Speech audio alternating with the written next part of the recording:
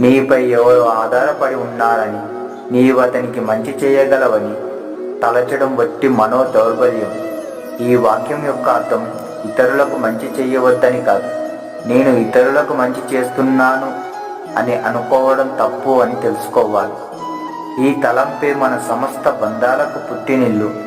అంతేగాక సమస్త బాధలకు ఈ మమకార భావనే మూల కారణం.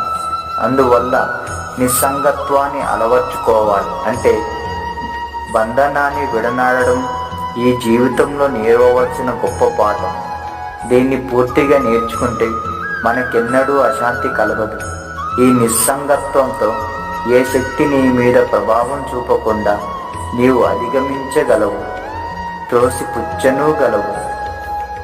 సత్యానికి, మానవాళికి, నీ దేశానికి విశ్వాసపాత్రుడై ఉండు. నీవు ప్రపంచాన్ని కదిలించి వెయ్యి.